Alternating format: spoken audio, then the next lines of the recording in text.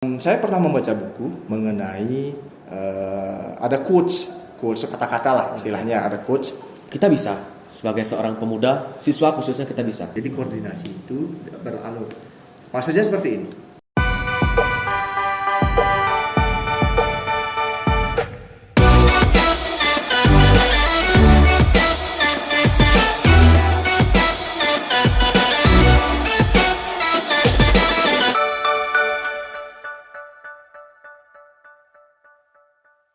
Om Swastiastu.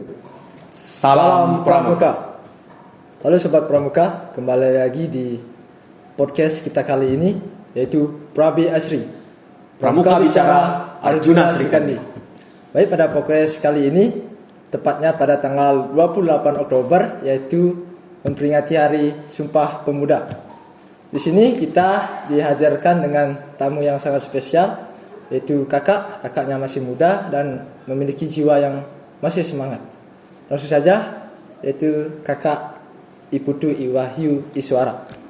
Sebelum itu kami ucapkan terima kasih kepada kakak karena telah menghadiri podcast kita kali ini dan dapat meluangkan waktunya di sela-sela kesibukan kakak. Baik, langsung saja kakak bisa memperkenalkan dirinya. Oke, perkenalannya apa saja yang perlu nih? Ama. Bebas kak. Ya, oke, bebas bebas. pasti. Nama saya, perkenalkan, nama saya Wahyu Iswara, bisa dipanggil Wahyu, akrabnya dipanggil Wahyu. Kemudian saya sebagai salah satu staf guru di SMA Negeri Satu Pupuan. Kemudian saya mengajar di bidang biologi. Nah, mungkin perkenalannya bisa, kalau mau berlanjut bisa di kolom komentar saja, oke?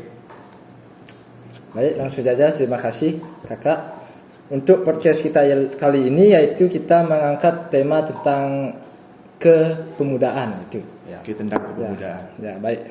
Kan berhubungan juga tentang hari ini kita ada Sumpah Pemuda. Sumpah Pemuda. Ya. Berarti kita ngobrol-ngobrol aja Ya, ya, santai. santai, ngobrol santai aja. Oke. Tentang pemuda. Nah, pemuda apa nih yang mau dibahas nih? Karena pemuda tuh ada banyak. Ya. Pemuda yang baik, mungkin pemuda yang agak kurang baik dan lain sebagainya. Ya. Baik, itu kita akan cangkup ada beberapa pertanyaan yang mungkin bisa kita bahas bersama-sama. Oke. Ada case-nya, ya. Ya, siap. Mari kita bahas bareng. Karena kan kita di Indonesia sekarang ini, karena peran pemuda untuk membangun bangsa itu gimana ya, sangat berperan lah, berperan penting seperti kata-kata pendahulu kita yaitu Insinyur Soekarno. Beliau dapat mengatakan bahwa berikan saya pemuda 10 orang pemuda akan kuguncang dunia gitu. Nah, untuk sekarang menurut kakak, apa peran pemuda untuk membangun bangsa Indonesia ini? Peran pemudanya seperti apa itu mungkin? Oke, peran nih.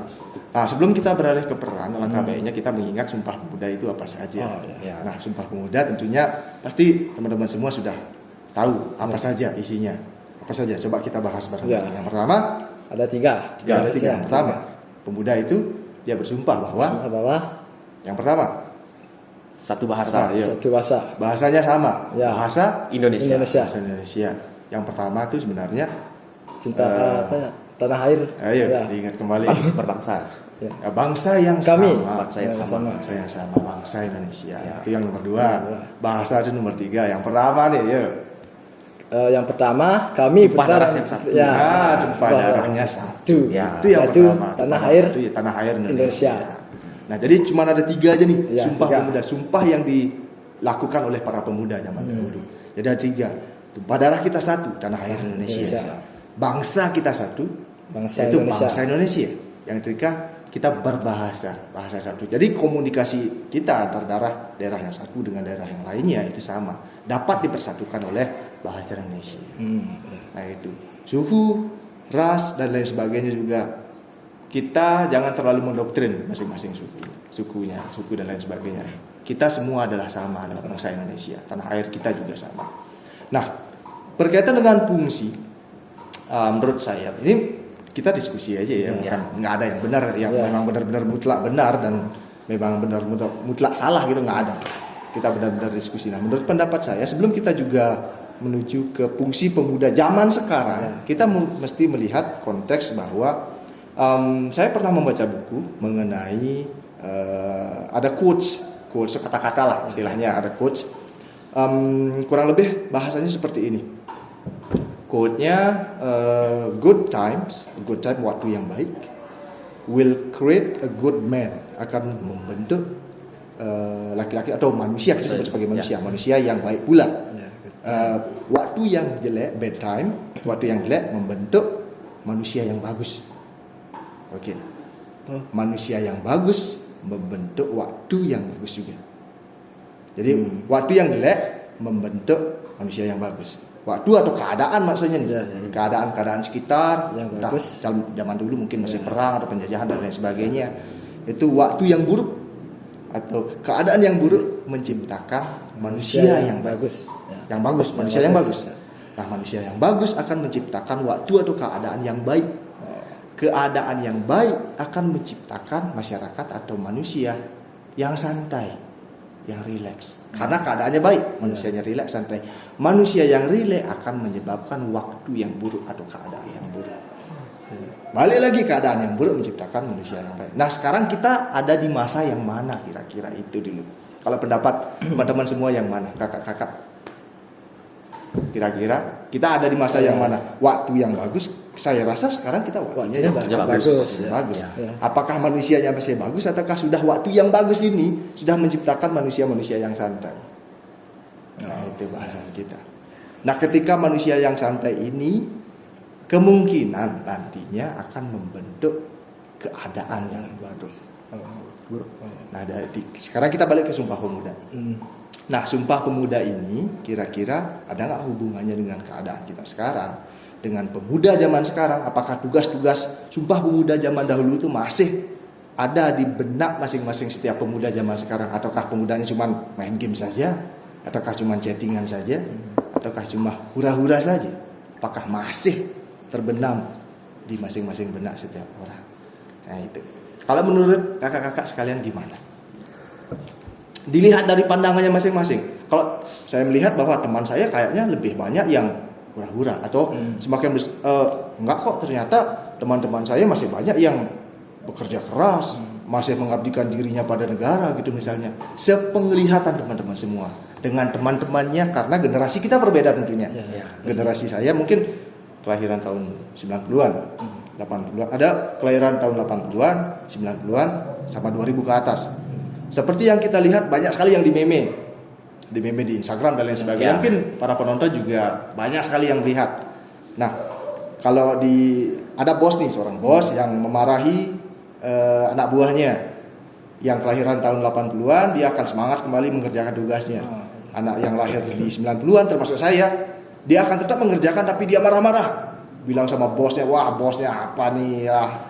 Pokoknya kerjaan saya rasanya udah benar tapi tetap dikerjakan. Tapi anak 2000-an itu biasanya nyebut, wah saya mental saya down gitu misalnya. Kesehatan mental saya harus konsultasi dengan psikiater. Apakah memang benar seperti itu? Karena banyak sekali yang beredar di media.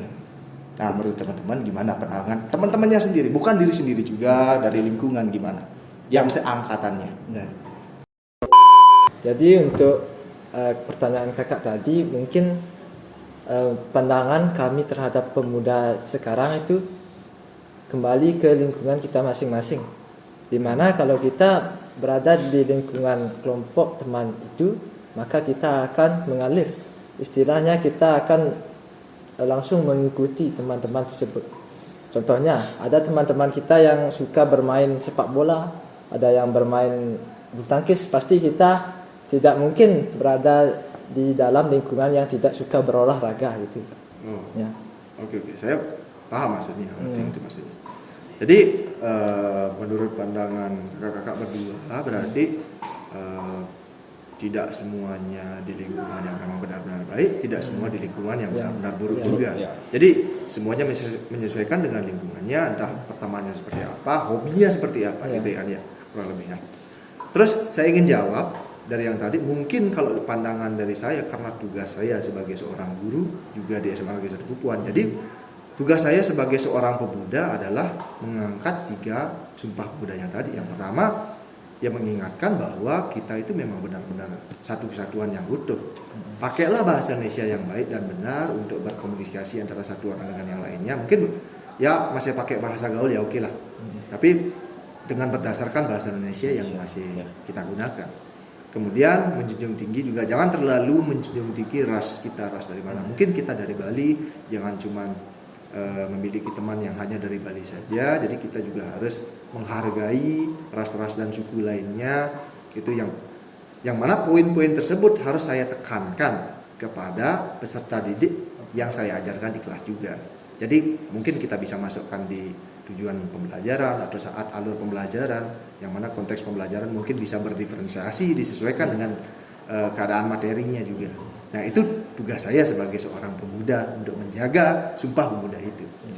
Nah mungkin sekarang kembali ke kakak-kakak berdua. Sekarang sebagai seorang siswa mungkin yang akan beralih ke mahasiswa, kira-kira tugas saya apa yang harus dipikirkan.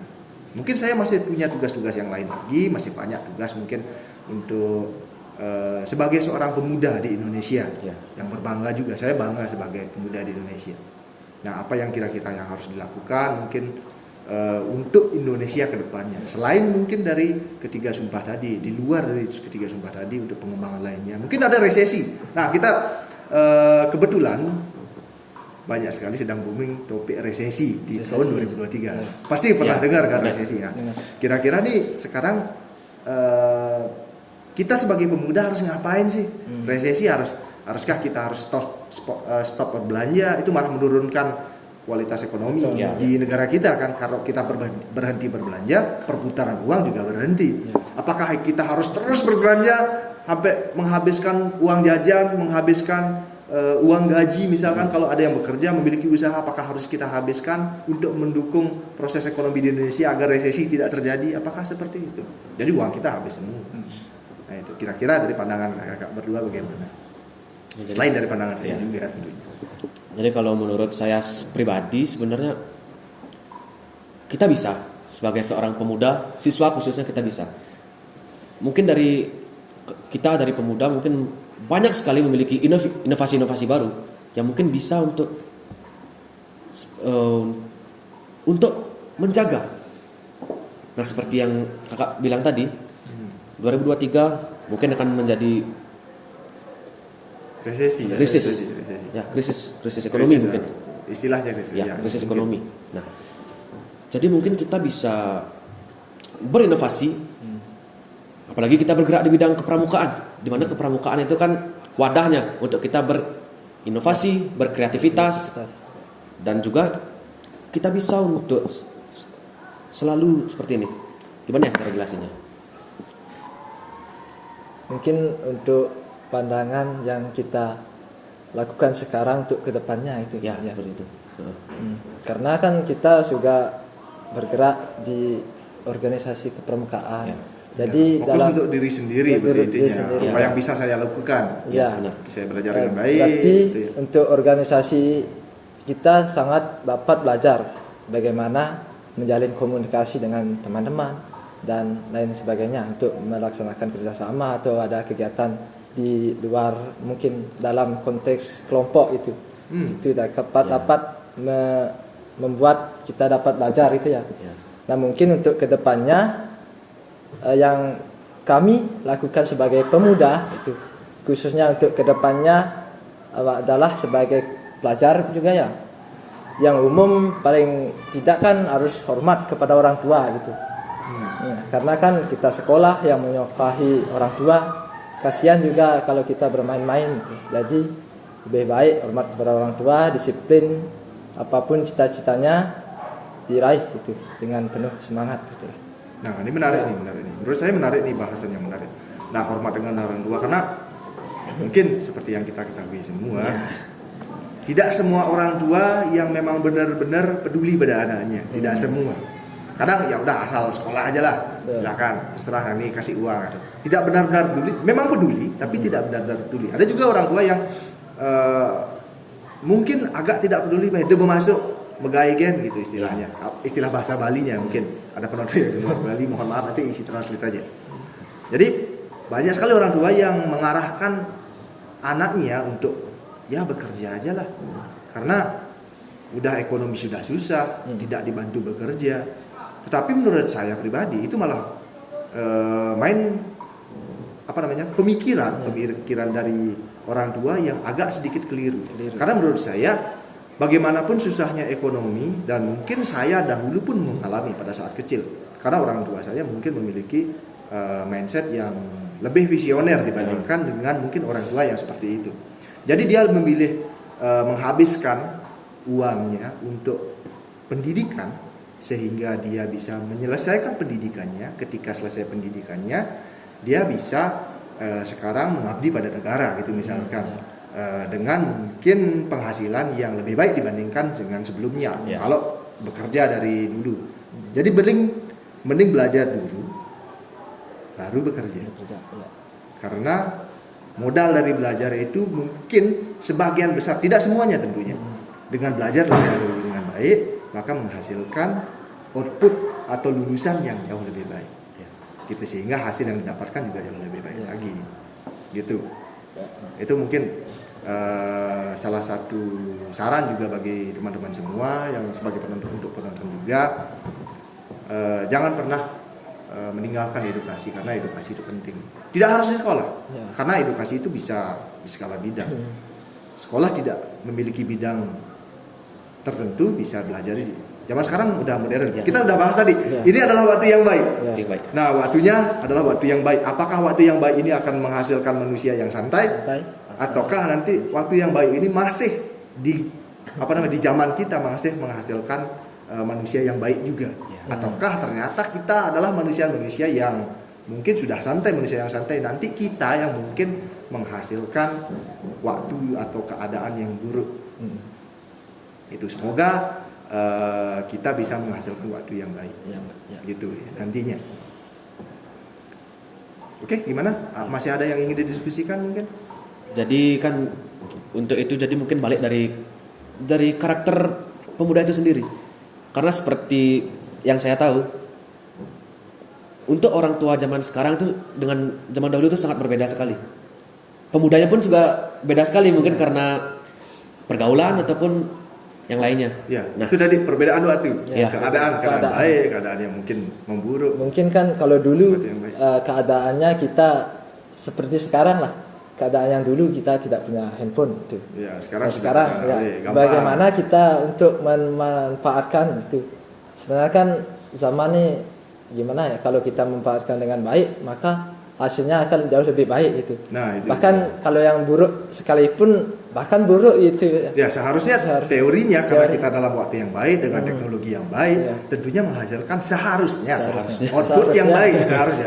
Tapi teori dan penelitian berkata lain, ternyata waktu yang baik itu menghasilkan manusia yang jauh lebih santai dibandingkan itu ternyata. Nah semoga dengan diangkatnya tema ini, siapa tahu nanti dapat menginspirasi orang lainnya. Kita sebagai pemuda tentunya di Hari Pemuda ini semoga bisa bermanfaat untuk negara. Nah, ada sedikit pertanyaan. Tadi kan kakak membahas dengan waktu yang baik itu ya. Jadi gimana seharusnya kita, menurut pandangan kakak, apa yang kita lakukan untuk memanfaatkan waktu yang baik ini itu agar kita dapat kedepannya lebih baik. Menurut pribadi saya, memanfaatkan waktu yang lagi baik ini. Nah, kebetulan karena saya saya bekerja di bidang, bukan bekerja, mengabdikan diri pada bidang pendidikan. Jadi kembali lagi, apapun yang bisa saya lakukan untuk mengembangkan diri saya sendiri di bidang yang saya tekuni, tentunya bidang pendidikan, itu akan selalu saya lakukan. Contoh seperti mengikuti pelatihan-pelatihan, entah dinas provinsi mengadakan pelatihan tentang bagaimana cara memanajemen, entah dia tentang model pembelajaran yang baru, seperti yang kemarin kita sempat juga berlatih mengenai pembelajaran berdiferensiasi sesuai dengan kurikulum merdeka kita sekarang. Jadi kurikulum merdeka kita sekarang itu yang mana merdeka, peserta didik dibebaskan untuk belajar dengan gaya mereka sendiri, kurang lebih seperti itu. Sehingga kita para pendidik juga harus menyesuaikan. Bagi peserta didik yang agak lambat, yang sedang-sedang atau yang cepat, itu harus dibedakan kelompoknya. Dan kita juga harus membuat konteks yang berbeda. Nah, hal yang saya lakukan untuk di waktu yang baik itu memanfaatkan teknologi, memanfaatkan keadaan, buku-buku yang sudah mudah sekali untuk dibeli dan murah juga harganya buku zaman sekarang, tinggal baca aja, tinggal lewat e-commerce saja, tinggal beli gampang sekali. Jadi pengembangan diri saya jauh lebih mudah karena dengan mudahnya waktu ini, waktu yang mudah. Sekarang kita sebut sebagai waktu yang mudah, gampang sekali untuk belajar. Jadi saya tetap melakukan pengembangan diri di bidang saya. Mungkin saya tidak melakukan pengembangan diri di bidang yang lain. Oke, contohnya misalkan banyak kegiatan yang saya rasa koordinasinya belum maksimal. Misalnya kemarin ada kegiatan apa mungkin seperti pelantikan yang kemarin, itu ada hal yang beberapa yang kurang. Itu koordinasinya saya harapkan itu beralur. Jadi koordinasi itu beralur. Maksudnya seperti ini. Ada peserta A, misalnya siswa A atau peserta didik A, koordinasinya sama pembina A. Sedangkan yang peserta A koordinasinya juga dengan pembina B. Mungkin tanggapan dari pembina A dan pembina B bisa berbeda. Contoh seperti di sekolah kita kan mungkin tahu, mungkin dari Pak Epi koordinasinya beda, dari Ibu Pinarti juga berbeda. Alangkah baiknya koordinasinya itu satu arah aja. Contoh, siswa A koordinasinya ke pembina A dulu langsung ke pembina B. Jangan siswa B koordinasi lagi. Jadi cuma satu saja yang berkoordinasi dengan pembina. Sisanya teman-teman yang di bawah berkoordinasi dengan yang ini yang berkoordinasi dengan pembina itu. Ya. Yang berkoordinasi dengan pembina satu aja cukup. Satu. Ya. Jangan semua siswa A koordinasi dengan pembina, siswa B koordinasi lagi pembina. Seharusnya ketua panitia atau yang harusnya berhubungan kalau punya humas, bisa humas yang harusnya berkoordinasi dengan pembina. Ya. Atau mungkin bisa ketuanya langsung dipilih aja. Nah, sisanya anggotanya sisi yang lainnya itu, misalnya ada si dokumentasi, si ACI misalnya masalah Banten kan, itu harusnya berkoordinasi sama ketuanya atau di bidang humasnya yang menyampaikan ke pembina sehingga satu arah dia. Informasinya dipastikan sudah jelas jadinya. Tidak simpang siur. Pembina A bilang A, pembina B bilang A plus B gitu kan. Agak susah di bawah jadinya yang bekerja. Kasihan, di atasnya bingung, di bawahnya kasihan. Yang terutama yang bekerja yang kasihan karena bingung harus seperti apa. Nah, itu pesan saya untuk semuanya, pendengar semuanya mungkin dari amalan Ordina Sri Kandinya, biar nanti koordinasinya itu searah saja. Itu pentingnya. Mungkin itu saja yang bisa saya sampaikan. Mungkin ada lagi? Sudah cukup saya rasa. Ya, kalau sudah mungkin untuk pembahasan kita kali ini mungkin cukup sekian. Semoga apa yang kita bahas kali ini bisa bermanfaat bagi kita semua. Ya. Dan juga sekali lagi kami ucapkan terima kasih untuk kakak dan juga apa yang tadi disampaikan dari awal dan juga pesannya itu sangat mungkin termotivasi dari teman-teman semua. Ya, memang mungkin sedikit bahasnya tapi saya rasa semoga bermanfaat lah. Ya pasti ya. Baik, untuk itu sekian podcast pada video kali ini. Dan juga kami ucapkan selamat Hari Sumpah Pemuda. Ya. Untuk kita semua ya. Untuk kita semua. Generasi pemuda penerus bangsa. Siap. Ayo Kak, minum. Oke, iya silakan.